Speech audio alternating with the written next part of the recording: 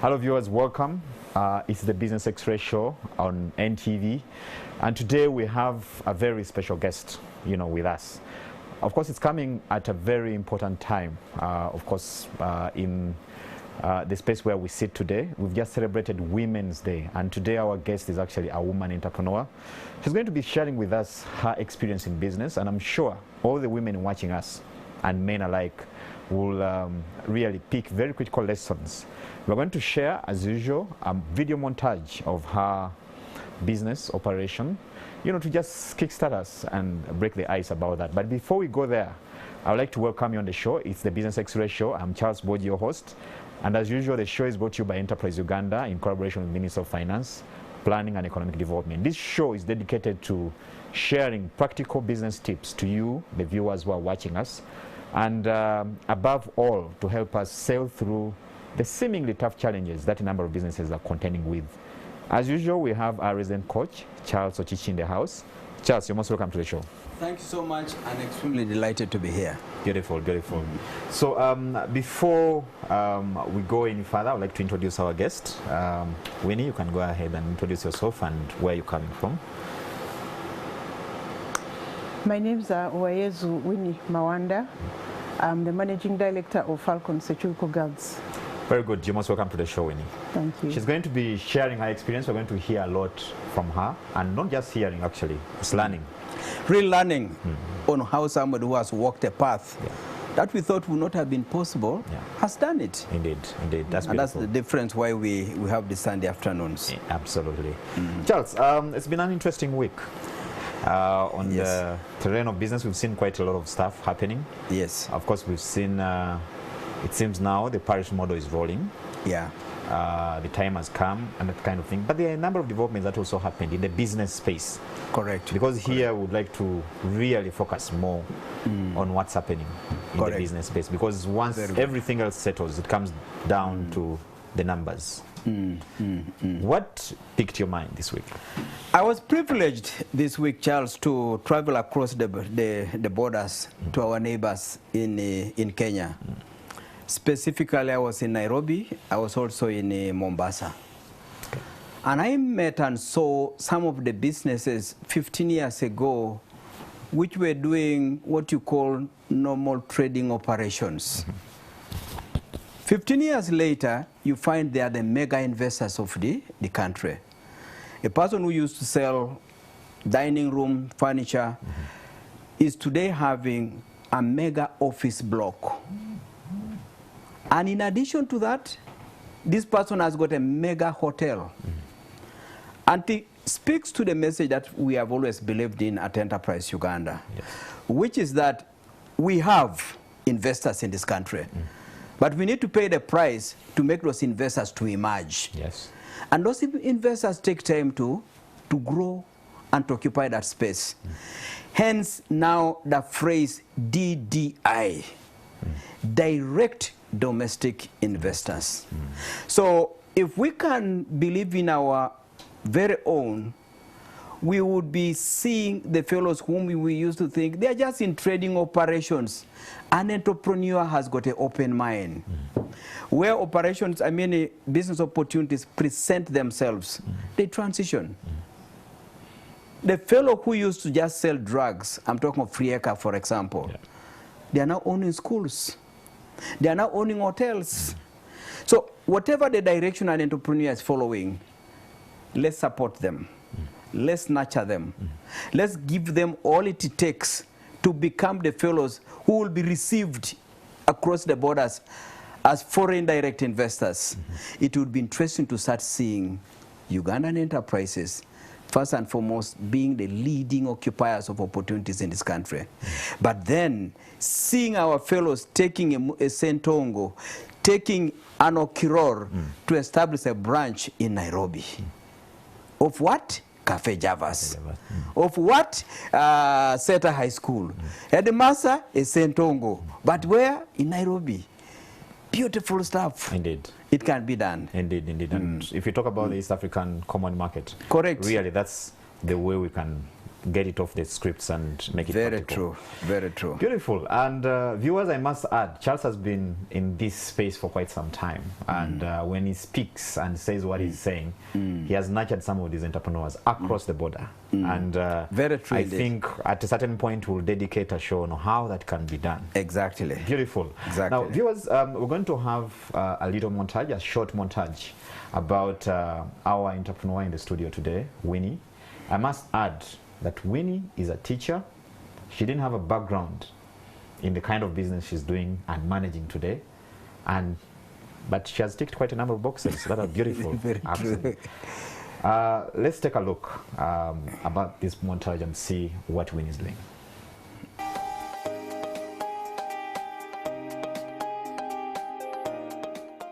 My name is Winnie Mawanda Winnie. I'm the managing director of Falcon Securico Company.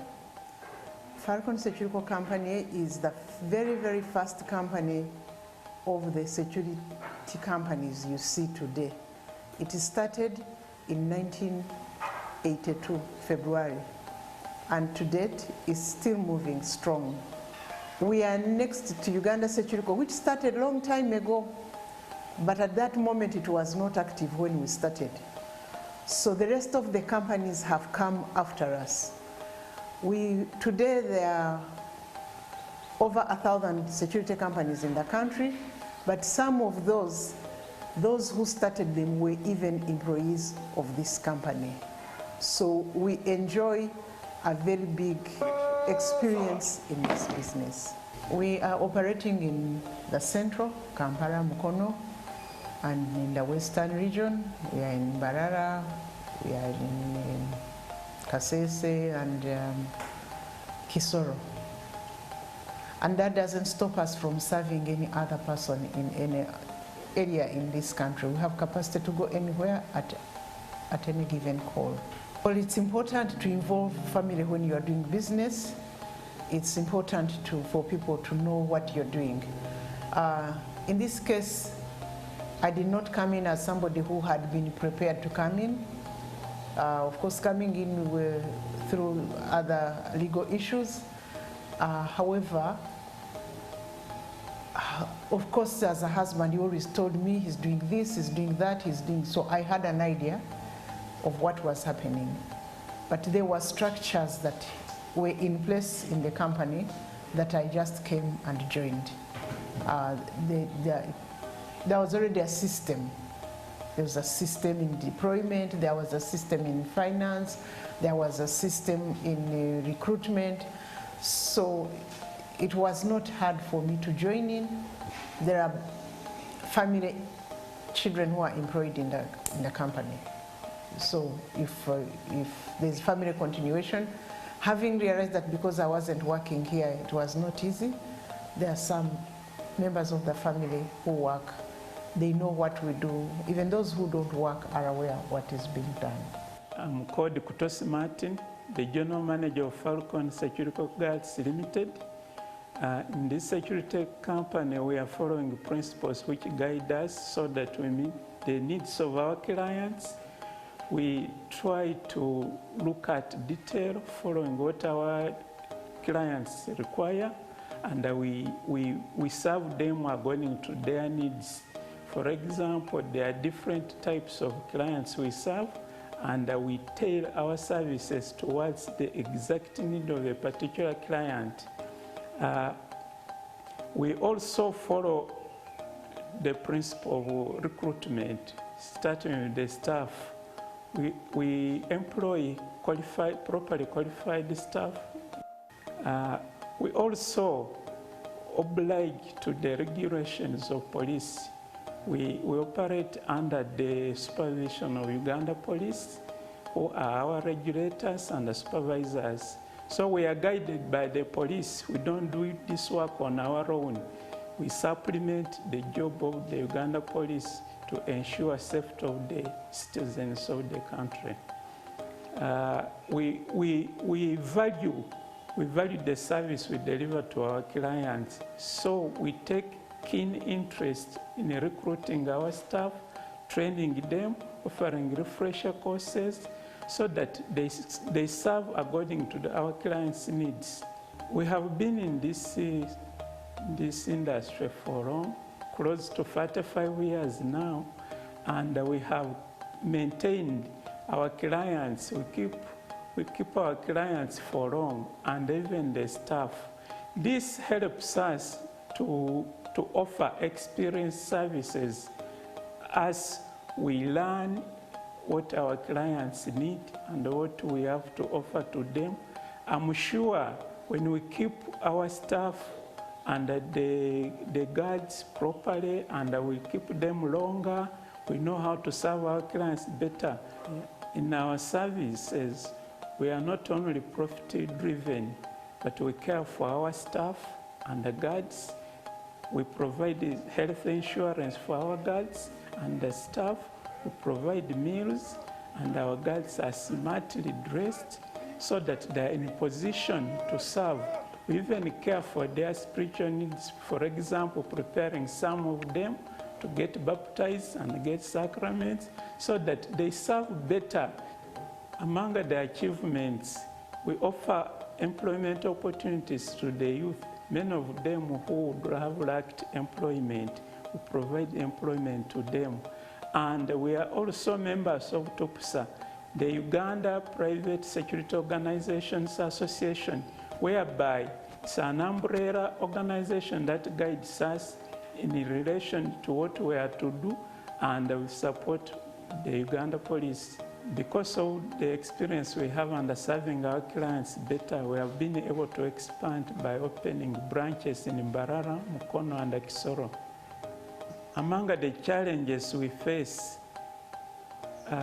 is recruiting guards who are unethical, so that we find ourselves employing criminals because we cannot dig deep into their hearts to know what they think. Eventually, they behave otherwise. But this we have been working hard to stop by trying to thoroughly check from their background to see which type of a guard we employ. Among our future plans, we intend to expand to the east and the north because we are in the central here and the west is covered, although we intend to increase. And we also intend to venture into modern technology, for example, using fire gadgets as part of our gadgets we use to guard our clients. Falcon is a very, very old company, very experienced, with guards who are very disciplined and staff. For us, our customer is the king. We do what is expected of us. When we are not able to take it, we don't take on the job. We collaborate with other companies that are able to do what we are not able to do. So in this industry, we work together.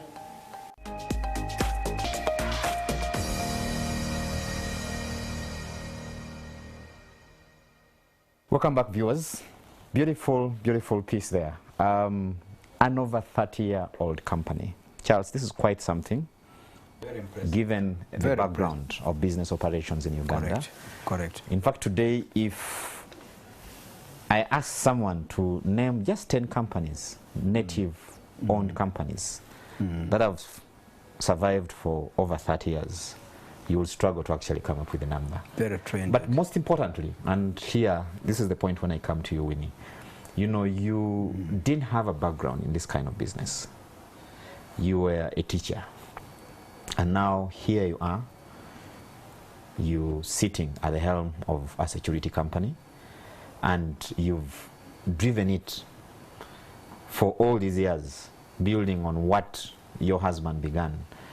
How did you manage that transition from a teacher into security? It's a tough game, I would imagine. Yeah, true. It's a tough game. However, being a teacher was an advantage. You know, teachers are taught how to start on something. You know, there's this you have that even if you don't know, you can learn and do. Okay.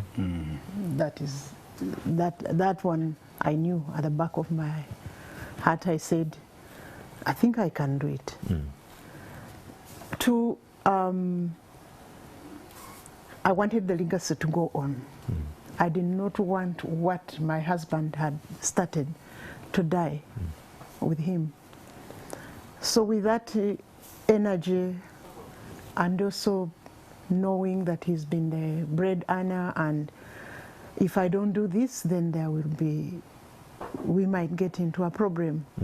So this inspired me to continue and to focus on what I want to get out of this. I don't want to say I walked the journey alone. I had family members who were, you know, helping me. You can do it. Like, you know, if you're in the playground and somebody's cheering you on, you get energized. And then while I was still there struggling, Enterprise Uganda started a program called SWEP, Strengthening Women Entrepreneurs, and they advertised, and a friend called me and told me, why don't you check out Enterprise Uganda? When I found them, they nurtured me to the level where we are. I hear you. Yes. I hear you.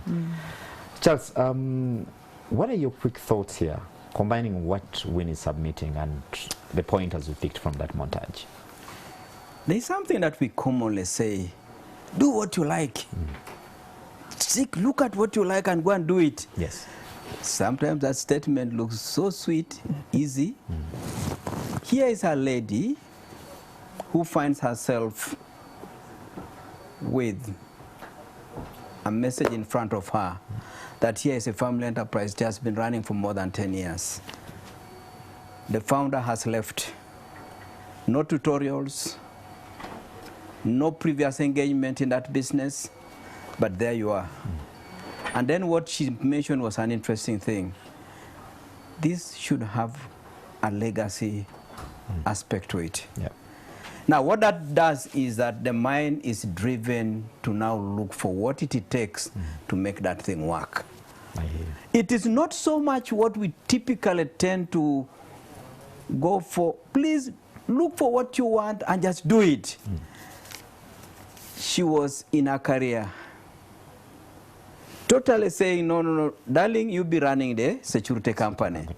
Me, I will also be this end, and we shall jointly look after our families. Yes. So I thought that was something that our listeners and people who are watching this program need to appreciate. Never be limited by that word. Challenge your brain, challenge your mind, challenge your heart to go into something because of a particular reason. Look what she says, there is a legacy here. The moment she mentioned that, the mind was now saying, how do I fit into these shoes? What do I need to do? Where do I get a helping hand? By good luck, she gets somebody who says Enterprise Uganda. They take people through business entrepreneurship skills. She goes in there, she's not perfect still. She says again, family was there to say, you nearly scored, please keep going, keep going, keep going, cheerleaders. You need those fellows along the way. So again, it's something that anybody watching this program needs to know, that no matter how much you think you are magical, the challenges in business require that you need at some point to look human, natural, naive, vulnerable, and just allow yourself to be guided and supported by another soul, by somebody who believes in you and gives you that kind of inspiration and guidance. Correct. Beautiful. Correct. Now, Win, let me get back to you. You know, from your submission, because no one prepares sometimes for the unfortunate happenings, especially death. And many a time it happens when we are not prepared, you know, to deal with the aftermath. Sometimes it may not be business, just managing the home after that can be a trick. And we've seen many disintegrating just because the head of the family has moved on. But here you are, you know, he wasn't only the head of the family, your husband, but then also the head of the business. I'm sure there are some viewers who could have gone through similar experience or who are going through the same experience. Just share with us some of the challenges you had to contend with at the beginning and how you managed to deal with them at that moment when you're taking charge? The challenges are many. I just have to choose through those that are very common to women, Yeah. and to situations like this.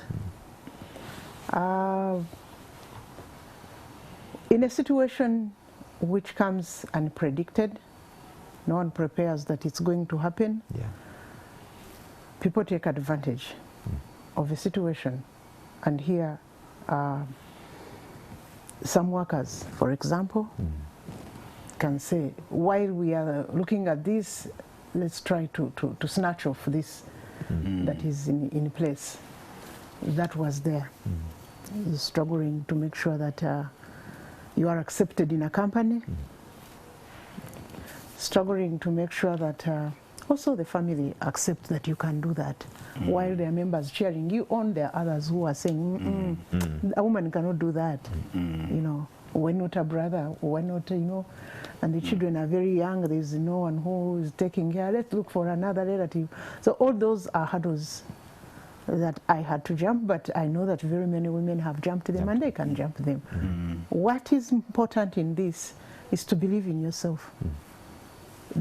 Don't be shaken by the negative, the negativity of those surrounding you, and also knowing, fighting for what is yours. Some people, women tend to think that maybe what is for a man is his and what is what is for family is for both of you. You get it? So if one member, if the couple is there, regardless of whatever situation, you must know that what is his is yours. What is yours is his. And if he's not there, you struggle and do it. If you are not there, even men can struggle and do what you have. In this situation, yes, women are very vulnerable because people tend to take, when a woman dies, not many occasions you hear people fighting a man, but they fight a woman. I think they fight a woman because they think she's weak. Yes. But since we're not throwing punches, you can stand and you know, say, I'm also here, and this is mine, it belongs to me and my children, so allow me to do it. When you stick by your word, those who were just there out to grab will walk away. So that is one challenge. The other challenge was to go in and you do what you don't know how to do. But once the script is there and you are not lazy, you will read it and know what is in that script, and then you apply it. Like I said earlier, there are a company that has been in place for he died when the company had been in place for close to 17 years. Definitely it has credit to survive that much time. I hear you. So there must be a reason why it is survived. You do not disentangle or you destroy what is there. You come and build on what what you have found. So I was very, very careful. Even if I got a punch from one of the workers, I would be strong so as not to tear what is in place. Those are the structures that were in place. The systems that were in place. Whether I agree with them or not, I just had to first study them and see where I can improve, and then I go on. I can tell you that for 5 years, I didn't get much out of this company. It was struggling, but what was very important to me was that it still exists, that it still stays. Today, I'm very sure people who are watching and who have known Falcon are saying, oh, is Falcon still existing? Yes, I meet people, if they see me and they say, hey, where are you working? I say, I work with Falcon. You mean that company still exists? Yes, it does. It does. Falcon is moving strong. We have moved on, and we are, I wouldn't say it's a very profitable company, but it maintains and takes care of the people who work with it. Beautiful. Sorry, when I'll cut you short there, and I think my next question is going to be exactly that, to bring us to speed where Falcon is. But if I bring you in, I want to bring in Charles here. Very good takeaways there. One of them that I see is, you know, we're not marriage counselors here. True. But there's something very powerful that I'm taking from Winnie here. Yes. You know, we tend to have, and I don't want to generalize, I don't like stereotyping, but as men we tend to like ladies that we can control. We tend to be threatened by assertive ladies sometimes, and I know there are some statements that have been made that, you know, this person, when you're choosing them, you need to actually choose. You're not only making a social decision, but you're making an economic decision as well. Because you never know what tomorrow has in stock. I'll leave it there, Charles. You know better. Then two, she mentions the script, the structure. Yes. We've talked about it so many times here. There are many businesses that can only be understood by the owner. Yeah. Everything is in the mind of the business owner. Yeah. And if he goes, there's nothing to actually look at. Yeah. I don't know what you say about those issues, Charles. Wow. Winnie narrates a journey that many should be able to appreciate, that it's a typical life experience that doesn't prepare you for what you're about to take. Yeah. If you unpack her submission, one, here's a company that had 17 years of existence. Yes. It has established a culture, Indeed. a way of doing things. And the workers have synchronized with the leadership style of the boss. Yeah. Unfortunately, as the boss is running the enterprise, Winnie was not part of that story. So she just has a skeletal thing which says, this is ours, this is ours. But the inside, she didn't know. Now the workers receive this new leader and says, now I'm the one in charge. Report to me, and I want to see what you have been doing. Maybe there was a certain way things used to happen. She now says, what do I do? Is this disobedience? Is this my lack of knowledge? When do I learn from this person? When do I discipline this person? Complex things. But the business is having a customer to serve. Customers are not giving you room to transition. They are simply saying, when am I having my security tomorrow? I want also another branch. Can you give me another 2 security staff? Yeah. Meanwhile, the employees are questioning and saying, what you are saying is not what we used to do. But she keeps saying, learn, learn. Don't be in a hurry to try and assert yourself. Because sometimes you go in and start saying, now they are doubting me, I'm going to show them. Your regime. Yes. Says, this is mine, fine, but lad, that combination of patience and a desire to pick up from the fellows who have been running the enterprise, very difficult. And you are the final authority, but not quite informed. Not quite informed. But the business does not remember that there has been a change in leadership. That's right. We want your security services. We are not bothered about the changes that have taken place. Extremely important. And then the stereotype, which judges you from the gender perspective. A lady? No. No. Yes. As you are asking this, no. No. But you saw from the video, quickly, Winnie begins to know the key success factors of this game. She says one of them is proper staff recruitment. Get that one right. And you saw even the general manager also repeating the same message. Yes. 2, even when you have brought them on board, refresher training. You thought they are okay, please refresh them. 3, these are fellows who come with all types of challenges behind them. Try and meet their basics. Some food, give them some food. Now they go ahead and even give medical and a bit of spirituality as well. So she begins to now master on how to deal with that kind of personnel and staff in that space. And at that point she begins to become grounded. she now knows how to open a second branch. Because just imagine, this was a one outlet operation also, by the time they died. Today they are in 3 places. Kampala, Mukono, and Mukono is covering the up to Jinja. Then Kisoro is covering a bigger western. That is massive. We're also in Barara. Barara. By the time you get to that kind of a thing, you now know, I have mastered this space. Now I can fit here. So I think that's the key takeaway for whoever is watching this program, that no matter how naive and how raw you are in terms of the sector where you are in, one, take interest. 2, discover what drives that type of a business. 3, be patient with the kind of people you are dealing with. But above all, focus must remain with the customer. Very good. Viewers, you can be part of this discussion as usual. We will, in the last segment of this engagement, we will open the, I was going to say phone lines, but you can send your WhatsApp message. I'm going to ask my producer to share that number, the WhatsApp number, for any questions, comments, or suggestions for the show.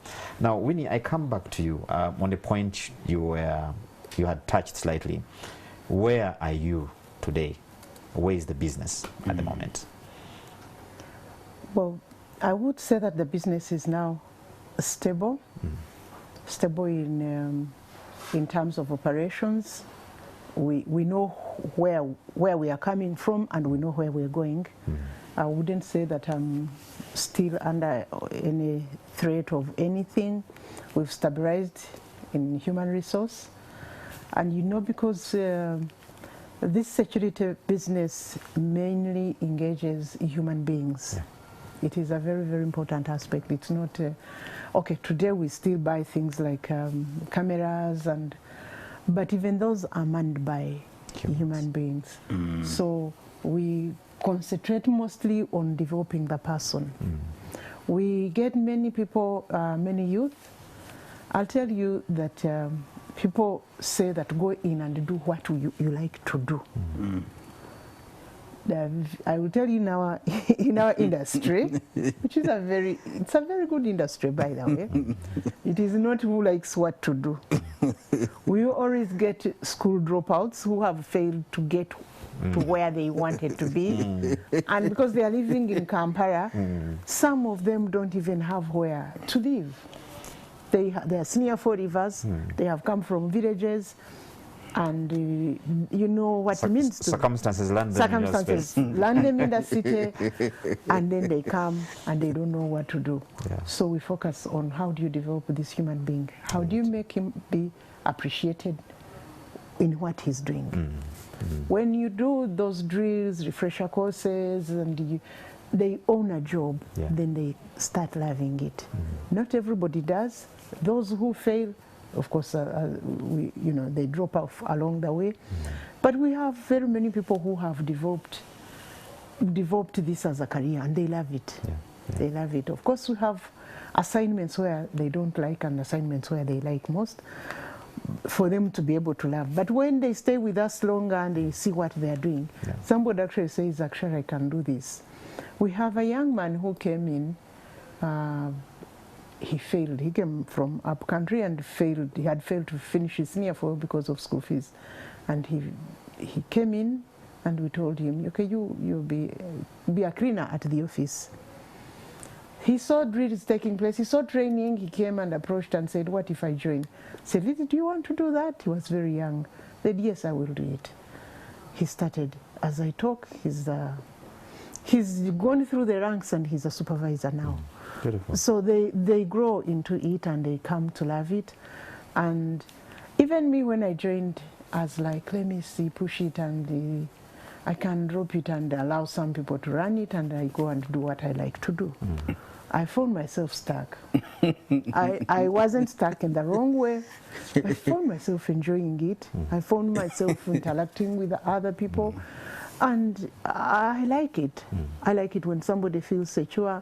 I like it when I'm discussing with somebody and say, Lily, do you want a guard with a gun?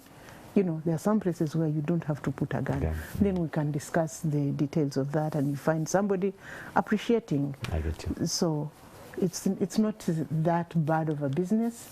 A woman can do it. We've come from that far. Today we have a big competition. Before we didn't have that big competition. It was, we enjoyed the monopoly at some level. And for some time we didn't even think we need to tell anybody about us, because people knew about us. Falcon was like Colgate. Every toothpaste. It was a household name. There was a whole household name.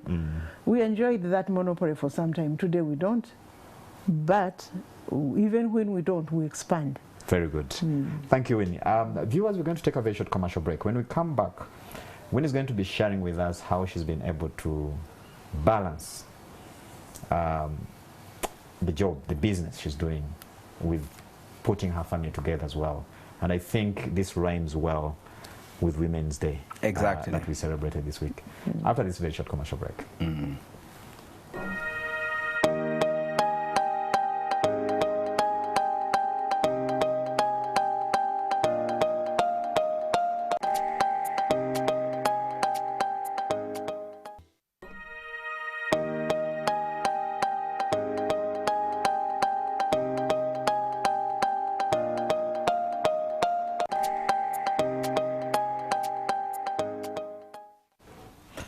Welcome back, viewers, from that short break. It's the Business X-Ray Show, and today we have a very special entrepreneur in the studio. She's Winnie Mawanda, and the lady behind Falcon Guards. She's sharing her story as, you know, the owner of that company, leading operations, and you know, supporting quite a number of people. Winnie, before we went for the break, of course, you had talked about the fact that, you know, you get a lot of people, a lot of young men and women, you know, that come looking for the jobs. And of course, there's a line you picked of where, you know, the line is that do what you want. But you get a lot of people after, you know, probably failing in other endeavors because of circumstances made by them or otherwise. Yes. You know, they land where you are. If it is education, probably they are dropouts, or things have failed to add up here and there. Now, that brings in a very, very strong element of training. Having, first of all, to make these people interested in the new, I don't know whether to call it a calling, I could be abusing the word, but the new vocation, for that matter. Correct. And then training them in what to do. What does it take? How do you manage, you know, to scale such a really Herculean task? First and foremost, like I told you, or you heard, we are regulated by police. Yeah. You don't just pick on somebody and say, they are also printed after you have, you know, you train, before you deploy them, police comes for fingerprinting, although that can delay deployment. So some people can be deployed before they are fingerprinted, but it's a must that we have them to weed out the criminals. But what is very important in this is, how do you survive when you have nothing to survive on? Sometimes you tend to think that, you know, then that brings desperacy. You are employing somebody who is desperate. No. We give them time before they are deployed. Okay. We give them time to appreciate themselves and realize that they can do it. Sometimes somebody wanted to join the army. We normally get leftovers whenever the army and the police are training. Those they have not taken. But those people love to be in that uniform. So when you get them. So two things, let them know that they are also what their work is worth and it's needed. And you take time. We normally train for 3 months, but first 1 month they train, then you deploy, and then they keep training for the next 2 months. Police is trying to regulate the training, but we are still under talks where police will train for us and then they give us to deploy. We are still in talks, we've not yet reached there, but we still do the training. So the major here is somebody, allowing somebody to appreciate the work he's going to do. You dress him up. You know, the impression one gets when you get out looking smart, you feel good. So he knows that he's worth something. We provide transport and make sure they get there. But you don't take a hungry man there. We feed them. Yeah. So, and for those reasons, you find people, somebody who came from the village, you know, maybe even in sandals, not knowing what he's going to, he finds that maybe at the end of the month he's going to get 200 in his pocket.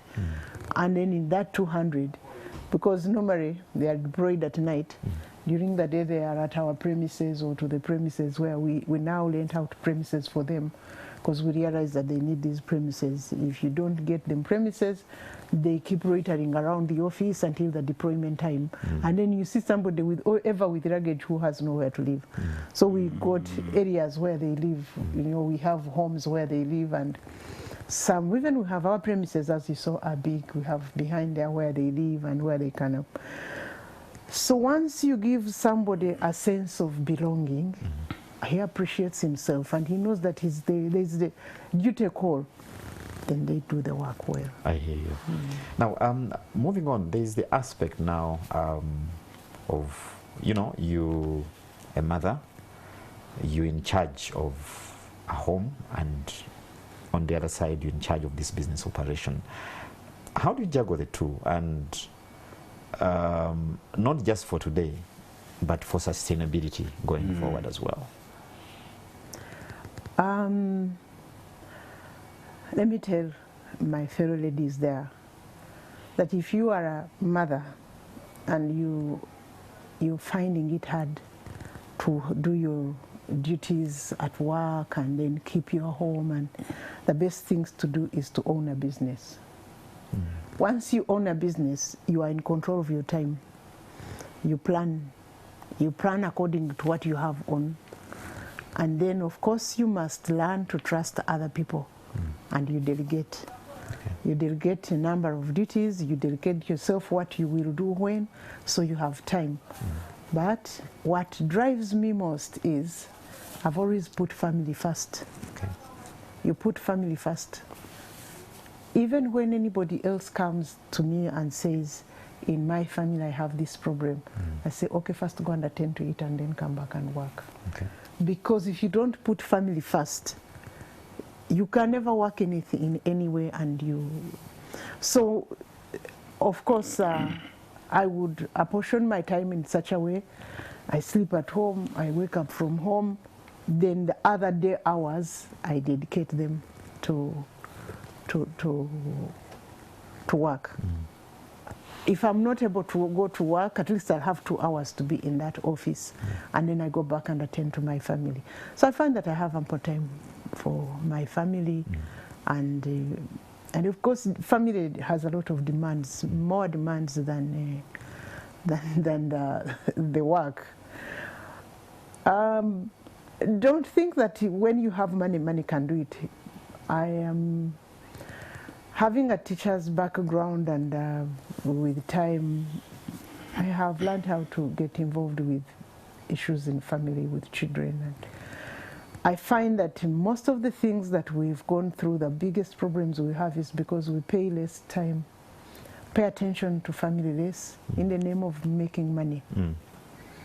Men do that more than women. True. Although some women have started doing it also, but men do that. Don't you need the money? I'm going to work. Don't you need the money? I'm going to work. So yes, but sometimes it's not the money needed. It is your presence needed to get to know what is happening. So when you start a business, you have time for your family and you have time for your business. You cannot say, but if you are working in an office where they say, come at 8, leave at 5. Sometimes your boss is saying, stay a little longer because we are looking this and this. That is it's not good for mothers. And I'm not saying that mothers shouldn't work. Yes, they have to work. But if you want to be, or you want to work better, I would ask even men to start businesses for their family, their wives, so that their families can learn better. I hear you. That's good. Charles, your quick thoughts there. Again, this story of Winnie is a story that brings some beautiful aspects about what typically we grapple with as business people. Earlier on, she said, I began to take interest in my business and connect with it when I started getting feedback from my customers. So that solves the other thing where people were saying, do what you like. And somebody is still looking and saying, I'm still looking for what I would like. She says, start getting in there. Start seeing the impact of what you are selling. Once you start seeing the impact of what you are selling, it begins to drive your desire to be in that space. But here now she comes in, single parent, raising a young family, running a sector, male-dominated, with the characteristics that favor a man. And she says, how do I go in there and make it work? She touches one of the life skills that is rare in an African environment, and that's a life skill of time management. The moment you're able to apportion your time and just say, this day has got 24 hours. To rejuvenate myself, I need to sleep 8 hours. I need to eat. I need to have bondage with my family. I need to have moment with my managers. Before she mentioned delegation, but you can see delegation is not just a matter of saying, you man, from today you're in charge of this, me I've left. Again, you've got to have time to look after that fellow whom you have delegated and nurture him until he fits in that space. Even when he has fitted in that space, there's a room for the CEO, for the MD. So the ability to allocate your time and get a moment to address the aspects of business, and then she emphasizes the aspect of running family. Because at the end of the day, humanity is judged as you leave this planet, how did the family remain behind? You may have, as you said, you could have made some bit of money, but also want to see who is the family. This person has made a bit of money. Where are the children? How do they look like? Are they just there enjoying life and eating and moving all over the place? Family goes beyond just feeding, dressing, and the common things we talk about, healing and what have you, creating human beings to come and create value for the world. So she says that is important. But again, it's also important for a business person from the angle of releasing your brain to be free to address the aspects of business. Once you've taken care of family in terms of behavior, in terms of care, now you can go and address the needs of the business without a baggage of a divided mind. So it's in your interest actually to love and have time for family. And I thought this is something that business people and Ugandans need to take away. You will always get time when you're interested in allocating it. But as you do the allocation, primarily business, primarily family. And those will release your brain to now address the aspects of running that enterprise. Beautiful. Viewers, we are again listening to the story of Winnie Mawanda, the owner of Falcon Guards. She's sharing with us her experience as a business owner, a mother, and of course a former teacher. And today she's in these new shoes and how she's been able to juggle both and push ahead. Now, Winnie, you are in a space that's quite competitive today. Like you rightly hinted on it earlier on. And with competition, there's a lot that comes. You know, sometimes it's good, fair competition, but sometimes it's unfair competition, and that's loaded. It comes with a number of things. Even beyond competition, you're dealing with, you know, a number of odds, because as you've seen progressing, there are a couple of things that can come your way as you move along. And many entrepreneurs are contending with that. Like we said at the beginning, this show is watched by business people who are really looking for counsel here and there. And we said we'll be picking the minds of the people who are doing business, you know, to help business people understand this better. So how are you dealing with competition, and how are you dealing with the different odds in business today, you know, to be where you are and to push ahead to where you want to be? I think competition, yes, we have competition, but we're not competing for something small there. Yes.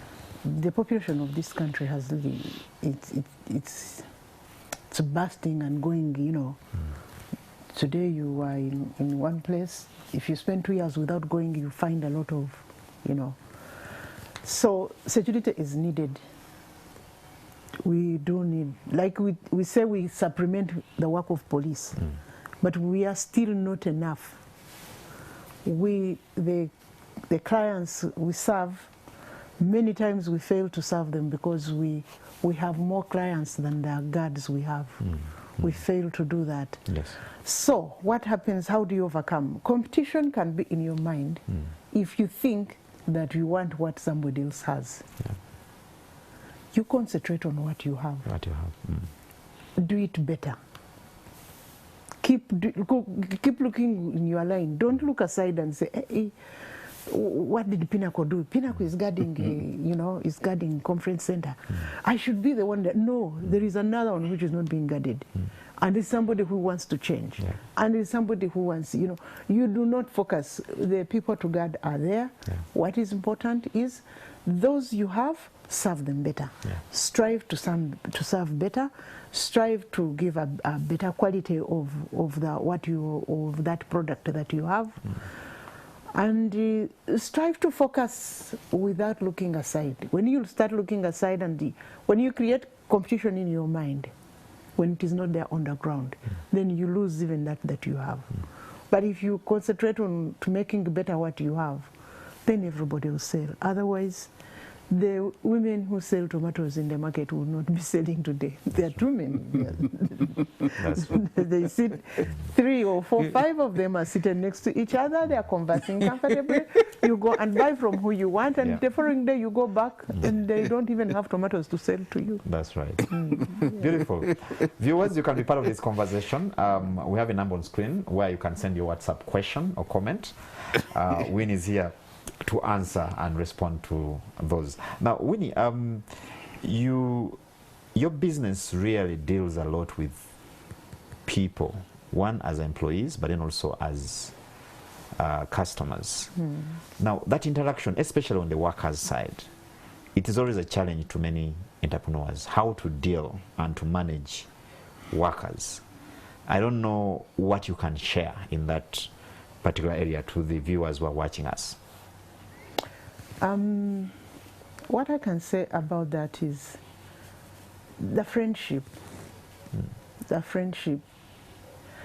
In security there are ranks. But those ranks don't draw lines of saying that I'll give you an example. We prepare one meal at the office and everybody eats it. There is nothing like MDs, they make for her social food. The managers eat with the MD and then the other staff eat with, no. What is cooked, you eat. If you want to eat something else, you walk out of the office and go and look for it and eat it from there. Equality of respecting people as they are. Respect for people is paramount to anything else, and making people feel appreciated. Saying thank you where you can. If we pray at lunchtime, invite everybody else to pray. If we have a game where let everybody else be part of it. Don't think the other one will not. Of course, I'm not saying it's like that, but of course there are offices where the other ones do this from there, the other one do that from there. But we respect each other. Yes. Respect for each other. Listening. Not... So very many people say that to me, we have an office number, but even my personal number is not very special. Even a guard can have it and call me and tell me what is happening. So if a guard calls you and tells you what's happening, and the manager had a different story, you have not created room for them not to get to you. So you know what is happening from everybody and every aspect. So when you have it all and you know what is happening, then you are able to solve some problems. But for any human being, respect human beings. They are human beings. They are not, even though they are guards, they are not dogs. They are guards, they are human beings. Respect that job. When you put him at the gate, respect him there. For those whom we serve, we normally tell them, please, if you can try to be a friend of your guard, you will have a better guard. We always tell them. And how do you become a friend of somebody? Just give a cup of tea. Appreciate them and you'll see that they will do the work well. I hear you. Charles, what do we pick from here? Winnie brings out something interesting first from the perspective she had about competition. I want to relate to, if you've ever looked up local chicken running in the compound, the moment one chicken catches a grasshopper and is in its beak, all the others abandon looking for grasshoppers and chase the one with the grasshopper, chasing it, trying to make sure that it doesn't swallow it. Yes. Yes. And that disrupts every other aspect to pick any other grasshopper in the compound. Every activity. Yes. Now she put something very interesting. She said, please, if somebody is eating and serving a customer the other side and they get benefiting from it, bless them. Yeah. There are more grasshoppers around. But for you to get those other grasshoppers, she puts a very functional formula. The one you currently have, how are you serving? Serve that one so well that that one begins to speak to others who have not known about you. And they will come and say, ah, do you know Falcon? This is the number, ring them. Have you rang them? In other words, once you serve your customer today so well, you begin to take care of competition without you having to chase somebody's bread. Yeah. The referrals will come through. The repeat business will come through. The advice on how you can serve them better will be given. And I thought the viewers needed to take that message home. It could never be put better. Please, don't lose sleep because somebody has served another customer and you are seeing. Are you looking after the one you are currently having so well that, one, they remain with you. Two, they begin giving you referrals. Brilliant, brilliant submission. Then she comes to staff. A study was undertaken some time back which said that staff do not leave businesses, they leave relationships. They don't leave Falcon, they have left somebody in Falcon. But in the process you think actually they have resigned from Falcon. They have resigned from a certain relationship in Falcon. And in that study they said 30% of disgruntled staff who leave, they leave because of the culture and the treatment in the environment. Not the money. Yeah. Money is considered to be contributing only 15%. 30% the way you handle issues. 25% the challenges you give people. Then the opportunities you give people again another 20%. 30 plus 25 plus 20 is 75%. But in those 75%, no money is mentioned. So what Winnie has painted here is exactly that. And this, they appear like you are paying too much price.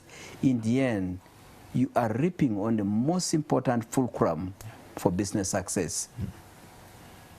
I hear People are key. But see, they share the food.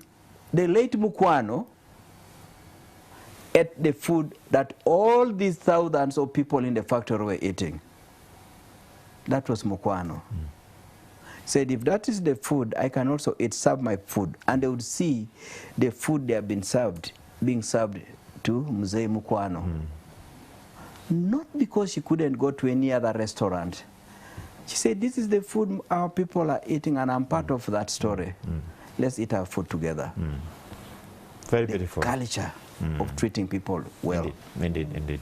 Correct. I have a couple of questions here that have come through. A number of our people actually sending through. I see someone calling. Please just send your message in WhatsApp. We'll be able to pick it, and Win here and Charles will be able to upload them. Now, Winnie, I have someone who's watching. Is a young person. He's saying, very interesting show. A lot is being learned. How do you advise youngsters who have just studied business courses to begin business in life, out of your experience? Still it comes to your capacity on what you are able to do. Yeah.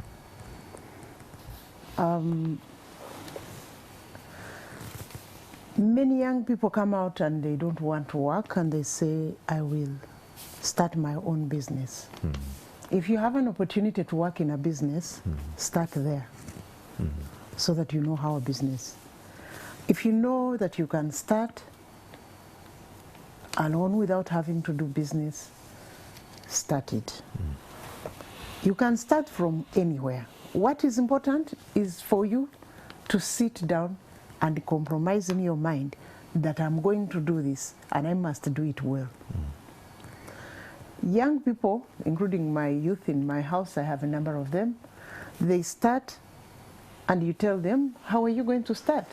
They tell you, I'm going to start this and this and this. And when you give them when they give you a budget, they are already paying themselves a salary beyond what they become.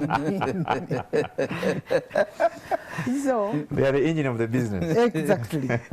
I will advise the young people out there to start by, don't look for capital. You be the capital. Don't start by looking for the capital. Capital is not the money.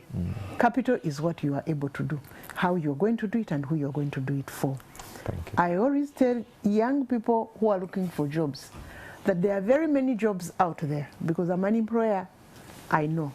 The jobs are there. It is who to do the job that is not there.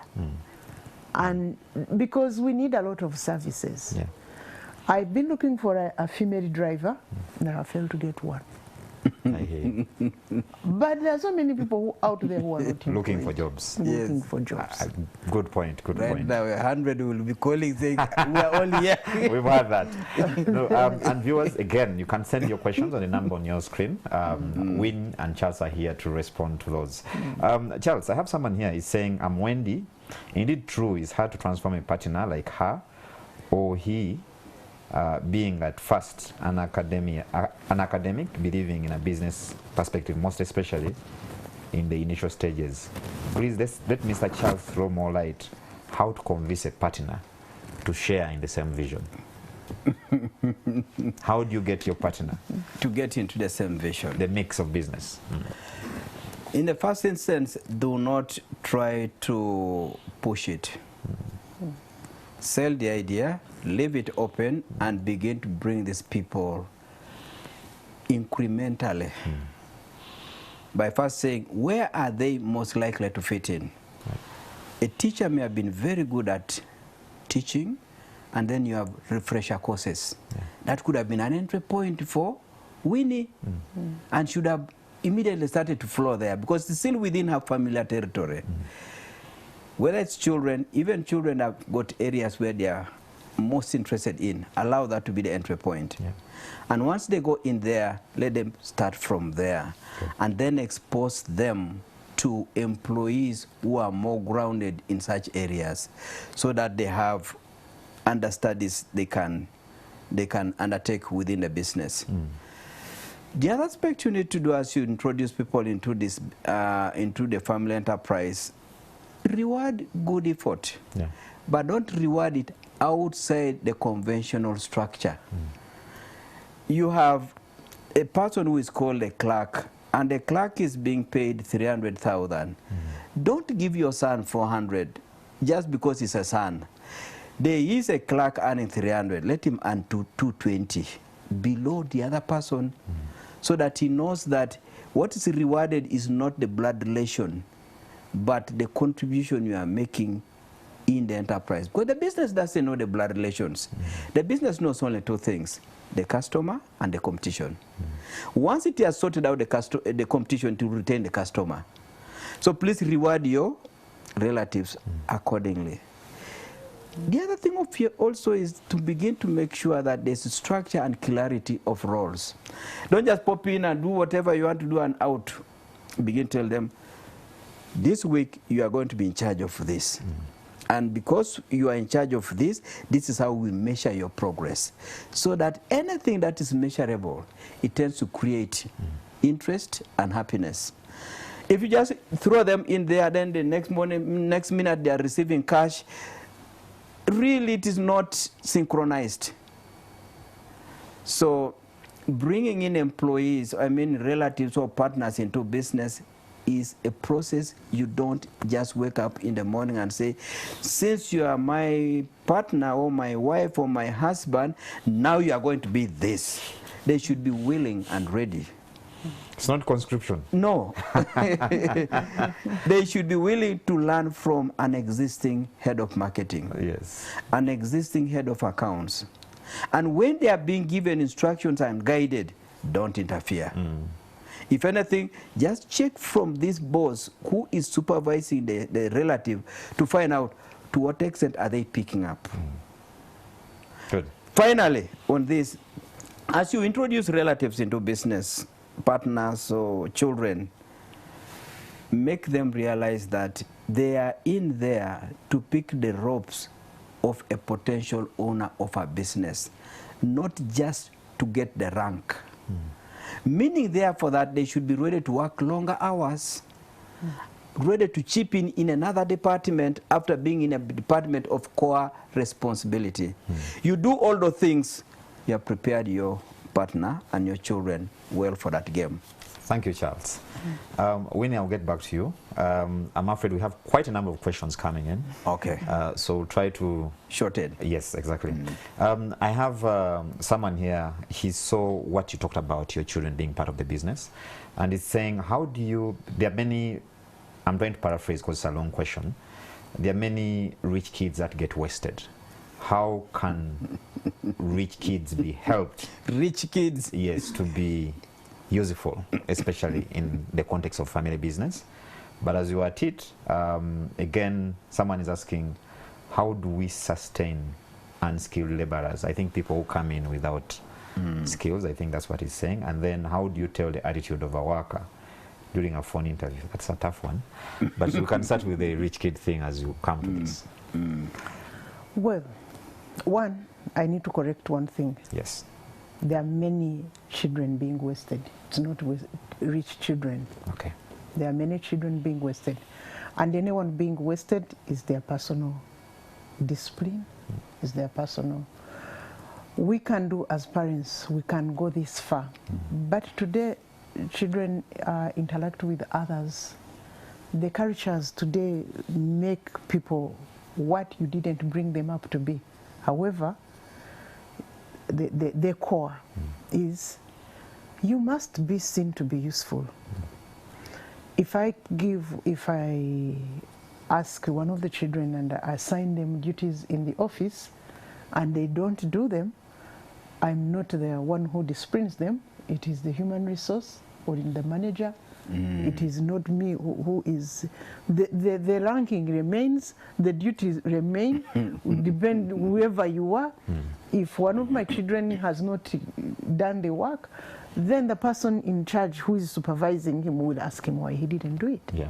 So you don't come in and start asking what they did, because that's not where you are. Yeah. When you are an MD, you are at the strategy level, you are not at the operations. So that's how I deal with the children. Beautiful. Discipline is needed for every human being. When our manager talked about spiritual direction in the company, you might think it's far-fetched. It is not far-fetched. It is your spirituality, your spiritual being shapes you into that person that you should be. You are not just anything there. So if you find that you cannot fit there, then it does not matter whether you are rich, whether you are poor, then you will lose yourself. So the advice I can give is that as a human being, respect yourself and know that you are in this world to serve, not to be served. Very good. Then someone was asking about how you deal with unskilled laborers and then turn them into something. I do love school. I am a teacher. I pay school fees. I love to pay school fees. But I also want to tell anyone listening to me that when you are unskilled, you are not a useless person. And you cannot say unskilled. Everybody gets skilled when they are taught the skill. So your mind should be, if I have this person who is unskilled, let me skill him to learn something according to their capability. Beautiful. Yeah. Now, Charles, I'll come to you. First, I have Babu from Portpoto. Is asking about the kind of programs you have at the moment. But then, in addition to that, I have Opio John Paul from Arua City. He's saying, how should one manage the demand of credit in business? Because many businesses fail due to bad debts. He's bringing that aspect a bit. In terms of the programs, there are many, and there are programs for people who are starting businesses. There are programs for people who are micro and small, and we make them grow to become medium size. Then we have also got programs for businesses at the size and scale of Falcon, where you are now at the point of handing over or preparing the next generation. So, in effect, I can only give my number, which I can read, 0772 699 808. Okay. Charles Ochichi. In terms of managing credit in business, I can only add this point that Opio is touching one of the three things that have brought businesses down in this country. Check businesses that grew, succeeded for a couple of years, and they are exiting the market. They sold on credit and never collected their money. That's one of the three things, a constant. So how do you handle credit sales? One, have policy. When do you give somebody credit sales? Does somebody just turn up, do a few purchases the next day, is asking for credit and you give? Policy. Number two, you also need to have ability to enforce your policies. You can have policies, if they are not enforceable or they cannot be enforced, useless. And then, of course, at some point, you must be able to now declare that anybody who can't pay you is no longer a customer. Switch the description and start dealing with the fellow as somebody who is eroding your finances and actually getting that business out of operation. Beautiful. So having that ability to switch from treating a person as a customer to now somebody who must be taken through a legal system to recover your money is something you must be ready for. Thank you. Winnie, I have Muhez from Barara is saying, how can he get in touch with you for some advice? And I think at some point you're going to share your contact, because I have about 4 people actually asking the same. Now I have a very important and powerful message here, Charles. Someone is saying, good afternoon team, I'm Moses. Thanks for the show. I agree with Charles, relationship matter a lot. I was almost demoralized at one point in my workplace. But the day my ED called me by my surname in the compound, it changed my career and I felt recognized so much. Small things matter. They do. Humanity has got a seed inside which is saying, has somebody known me? As you walk to the mirror, as your dress put on that shirt, as you put on that necktie, you are hoping somebody might say, this is neat, this is beautiful. As you are going to select that suit as Mr. Host you are doing, you are dressed like that, the person selling the suit will say, this is beautiful. And you walk away feeling somebody somewhere should recognize the thing. So it is just ingrained in humanity to be appreciated. To be recognized. And especially when the appreciation and recognition is genuine. And you can always know when it's genuine. Beautiful. Yes. Winnie, your contact and how, because I have some who just want the service, but then others want advice, if they needed to contact you. My number is 0772 451 885. The office number, if you need, is 0774 183 425. Okay, thank you very much. Charles, I again have another question for you here from one of the viewers who is actually asking, it is something to do with managing or adding capital to the business. He's saying, my question is, if you needed to raise more capital for running a business, would it be better to get a loan or sell some of the assets, e.g. a house?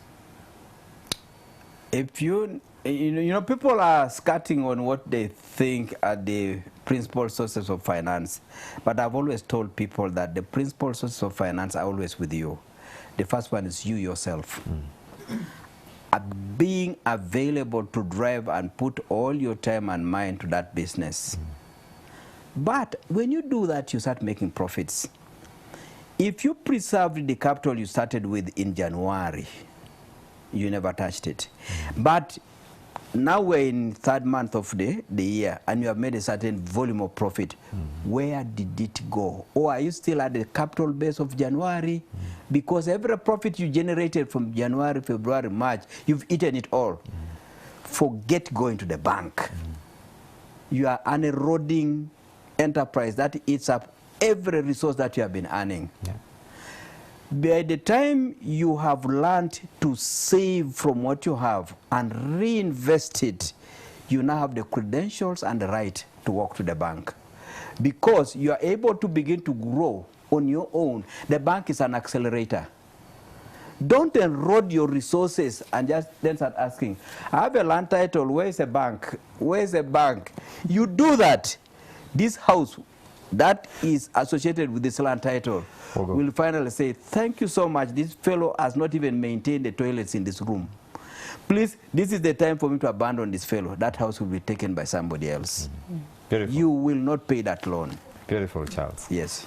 Winnie, I have Aaron Ainomgisha, is the founder of Rise Against Poverty organization. He's saying many young people are running to do business, some with a lot of expectations in a short run.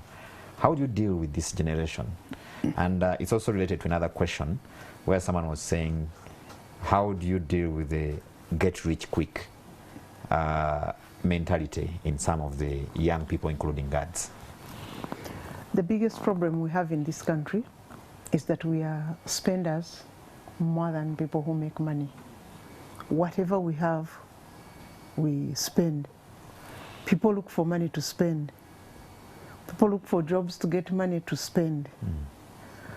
The best way you can advise these young people is to avoid spending. I can tell this as I tell it to myself. The more you spend, the less you earn. Any money that you have not spent is earned. Put it aside. So what I can tell to the young people who want to get rich very quickly is that please look upon what you spend. Something I learned from the banks when we need money.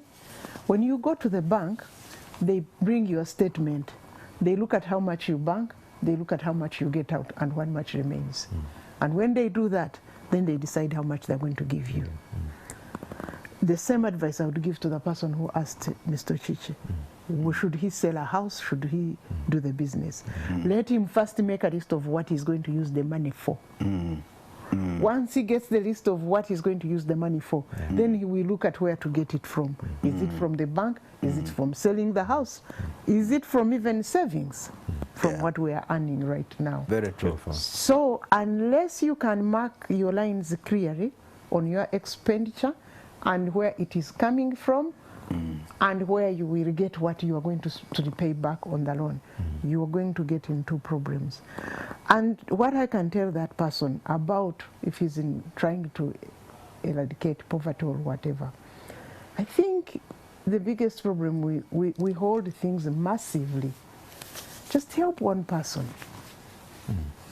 Don't look at them as all of them. Wherever you are at whatever level, just help one person who helps another person and another, because you cannot eradicate poverty. Completely. Thank you, Winnie. I have, good afternoon, Winnie. I'm impressed by how you managed to run Falcon, and we thank God. Greetings to the family, especially children. Ambassador Franklin Katungwe, I think is one of your good friends. Charles, wrap this for us. Yes.